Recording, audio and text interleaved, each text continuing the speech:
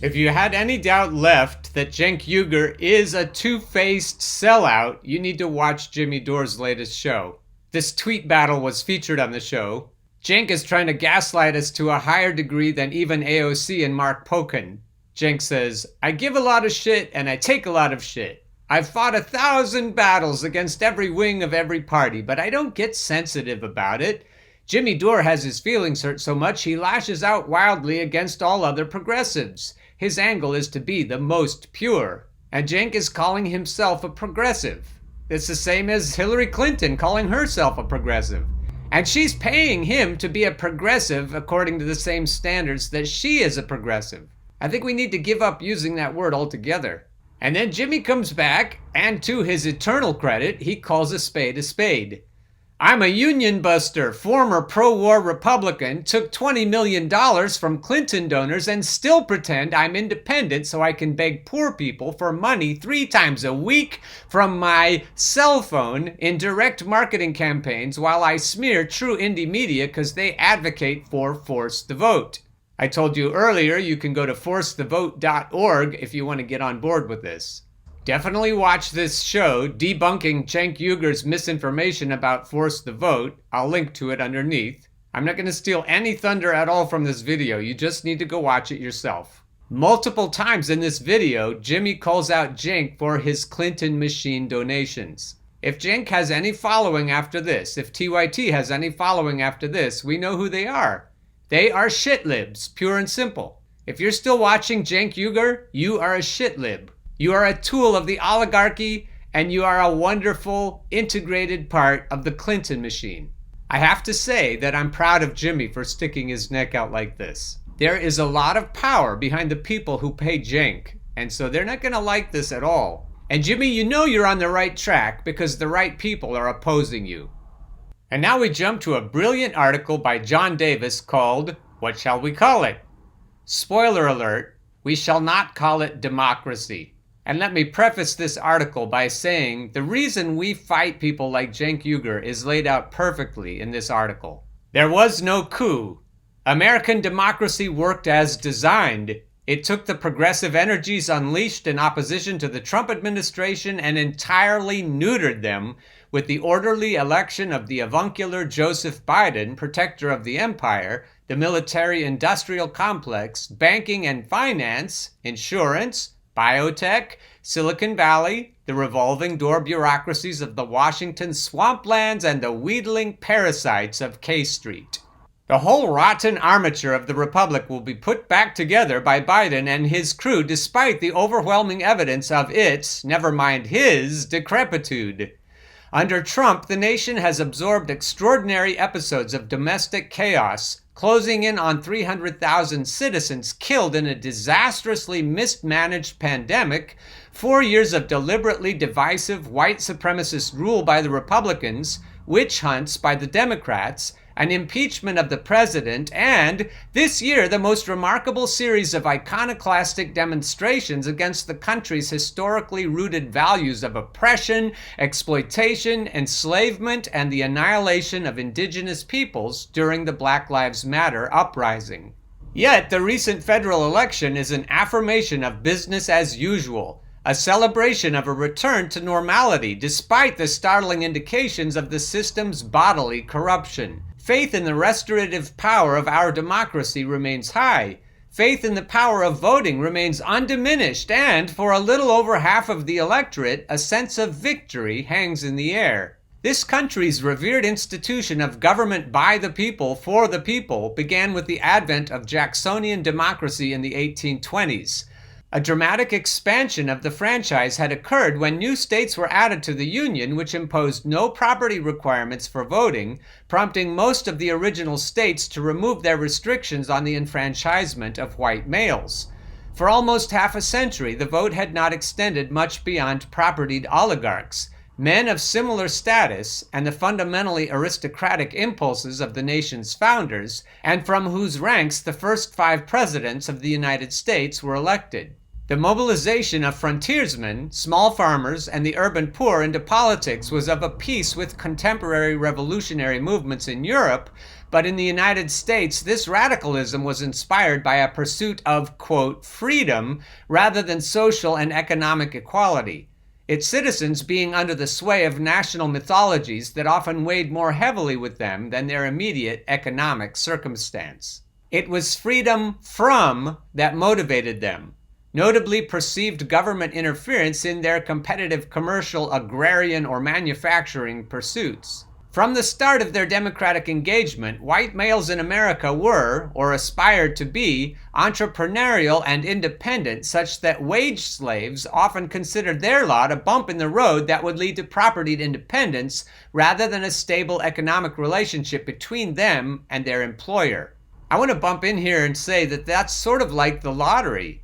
People who have no possibility of ever being true capitalists bet on the lottery so that they can get ahead of their friends and neighbors. We've been sold a bill of goods, and the reason we buy that bill of goods is because we are greedy. We are acquisitive, competitive, greedy sons of bitches.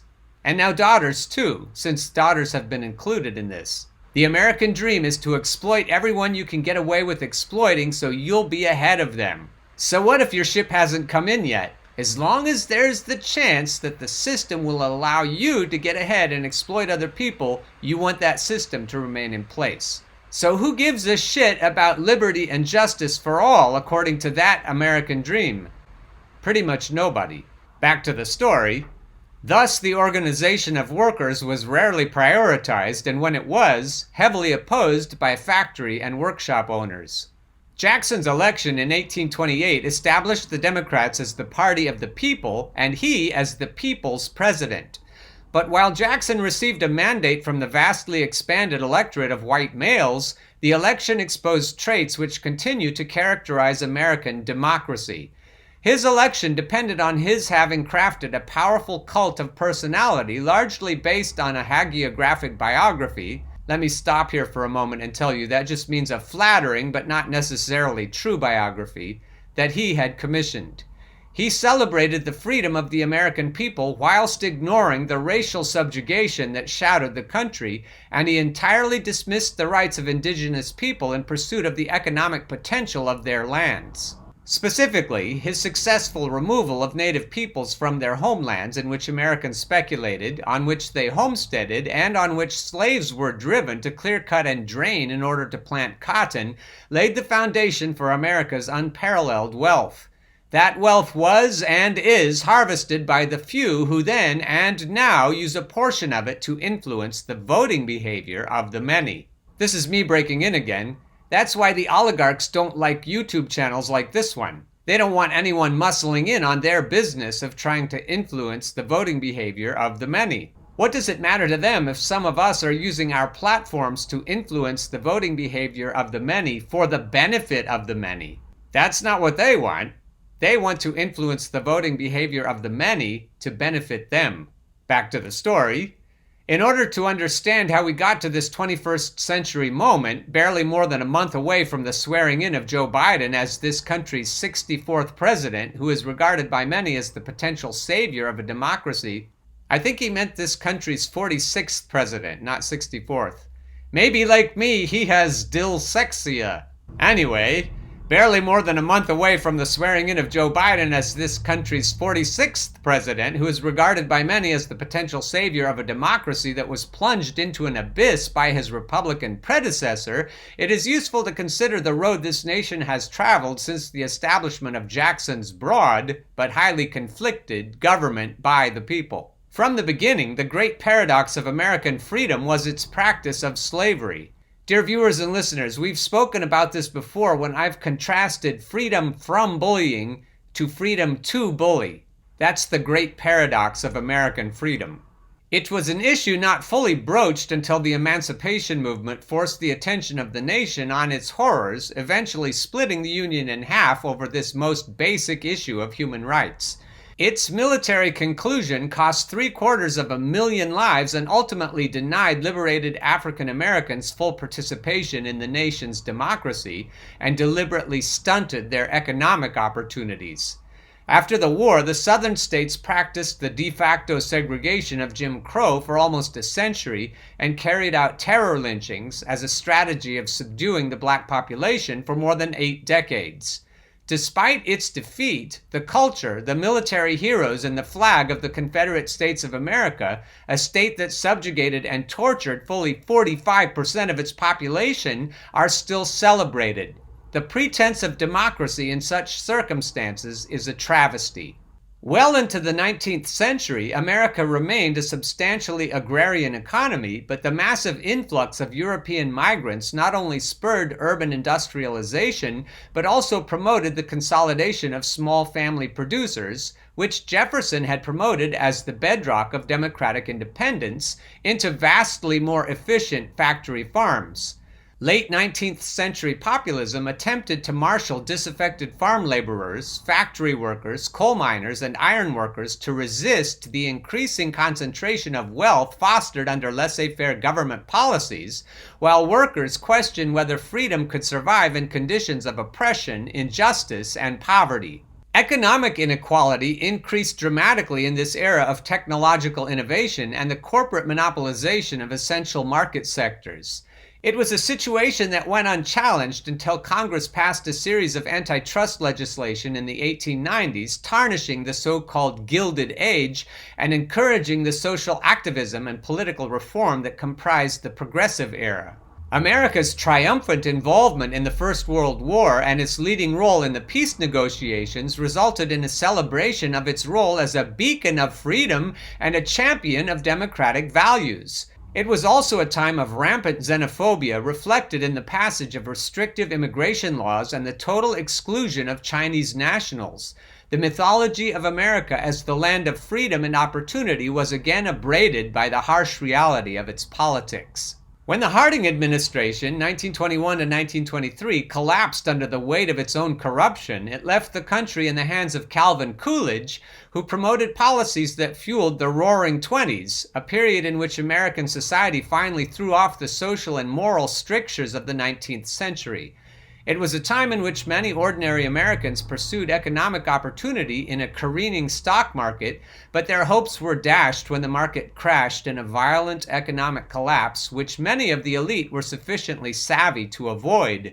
The Great Depression, which immediately followed, and the economic and environmental disaster of the Dust Bowl ended conservative laissez-faire economics and initiated an era of activist, interventionist liberalism under Franklin Delano Roosevelt. Despite the New Deal, abstract notions of freedom and equality did not survive in conditions of extreme social need and were only revived by the surge of patriotism unleashed by the Japanese bombing of Pearl Harbor. The start of World War II ended the Great Depression, and its conclusion opened an era of unparalleled prosperity which mightily favored the nation's white middle class. Barely drawing a breath at the end of the war in 1945, the U.S. military embarked on a decades-long struggle with communist regimes across Asia, a Cold War with the Soviet Union, and proxy wars across the planet. The armaments industry had not existed in America before the war, but on leaving office in January 1961, President Eisenhower warned of the development of an immense military establishment and a large arms industry. As he correctly predicted, the development of the military-industrial complex has had an immense influence on the nation's governance. Simply put, the economics of empire favors the corporate elite while pauperizing the precariat. I love that word, precariat. That's exactly what it is. The proletariat becomes the precariat under capitalism. The growth of the defense budget is such that it now consumes close to half of all the federal government's discretionary spending. It is the line item most favored in the ideologically driven pursuit of draining wealth from tax-paying Americans and redistributing it to defense contractors, a characteristic only amplified by members of Congress who, devoted to the harvesting of arms industry cash to fund their re-elections, are much inclined to inflate the defense budget rather than prioritizing the needs of their constituents.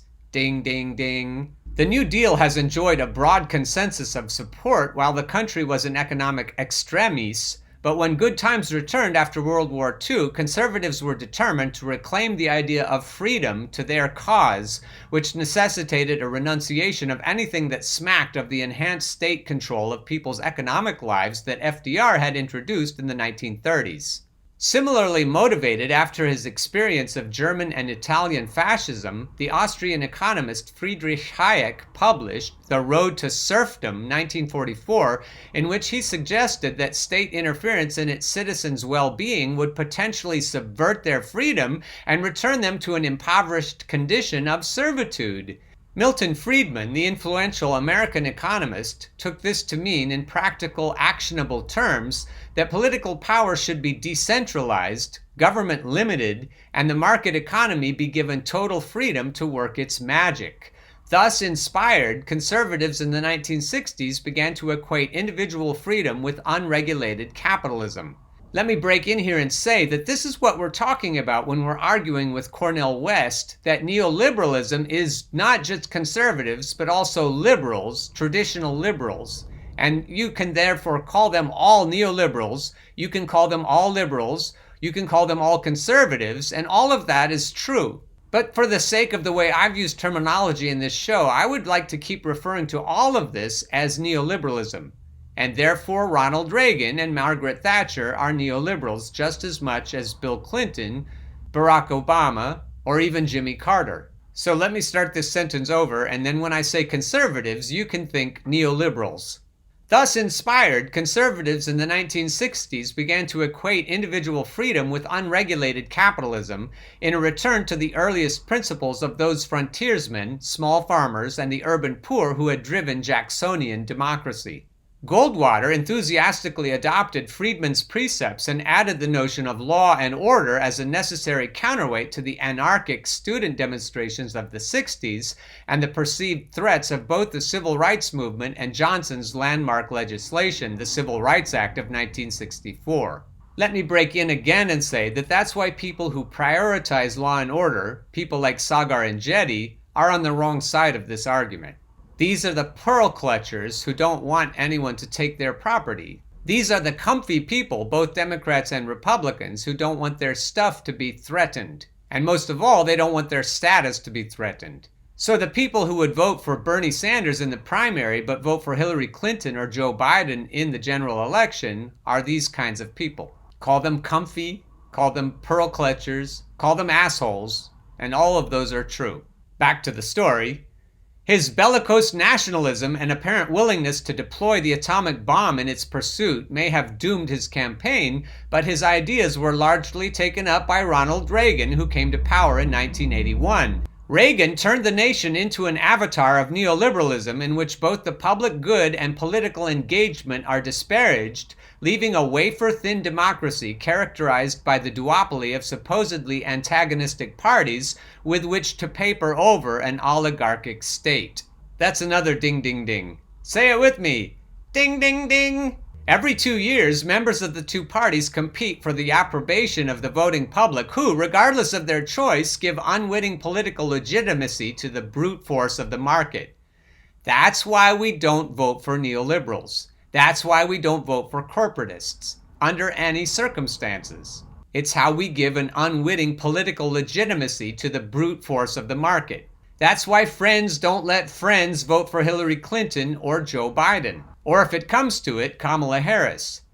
This process, which Thomas Carlyle, the 19th century historian and philosopher, called the cash nexus, remains at the heart of American democracy, in which a vote for either party ensures the continuation of their danse macabre. It is this legacy to which Biden, as the country's next president, is now heir. Rightfully so, it may be argued, since he has been partially responsible for the last 50 years of its most reactionary manifestations.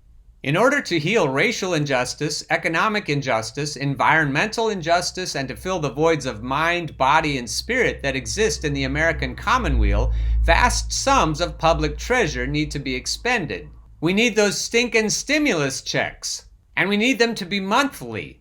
And we need Medicare for all. That was me if you couldn't tell. That intention is currently blocked both by a philosophy of governance that privileges the free market and by the impregnable massif that is the military establishment, the mastodon in the room of a profoundly unquiet American society. Such socially targeted expenditures might prevent America from sinking further into a quagmire of pathological dependencies, the gloss of its overconsumption since World War II having long since been made pallid by the endemic inadequacies of healthcare, education, infrastructure, nutrition, housing, income distribution, and the historically charged racial injustices that haunt the nation. These represent profound failures of state in terms of both remediation and restitution. Such failures demand a revolutionary refocusing of the purposes of government. Such failures demand a revolutionary refocusing of the purposes of government, a redefinition of democracy, and a relinquishment of the grand myths that have sustained them, myths that have weaponized the base economic impulses of freedom-loving conservatives over the life of the republic. These are the people who keep waiting for their ship to come in. That refocus will come with a price tag, but one that is almost certainly less than the inordinate sums channeled to the military-industrial complex, now justified by the maintenance of a superannuated empire. Redemption from the sins of the past is possible. The nations of Germany and Japan both took the difficult steps to exorcise their respective historical cancers, which metastasized into nightmares of state-sponsored horror in the first half of the 20th century. South Africa, through the processes of resistance, revolution, and tribunals of truth and reconciliation, replaced a violent white supremacist government with a multiracial democracy in the early 1990s. America's historical sins are well known. That its nuclear arsenal further burdens the human spirit with an existential dread that compounds our everyday intimations of mortality is less recognized. Trump's victory 4 years ago and his recent defeat were both cries for help from the voting public. After the Civil War, a great and noble effort was made by Americans to heal the wounds of slavery. It was called Reconstruction. The effort was destroyed within a dozen years by the mean and ignoble. Old wounds continue to fester, and new lacerations of mind, body, and spirit have continued to assail the nation. It is now time again for the country to make a great and noble effort to heal its wounds. Call it Reconstruction, too. I would call it burn it all down and replace it with something that looks like direct democracy. John Davis, as I've told you before, is an architect living in Southern California. Read more of his writing at urbanwildland.org. I now offer sincere apologies to some of the followers of this show who think that John here is a little bit over the top in terms of his academic prowess. His literary prowess is also pretty amazing. Forgive me for loving it, if you can, and for sharing it in such a nerdy, geeky way, but this guy's writing is amazing, and I just have to celebrate it.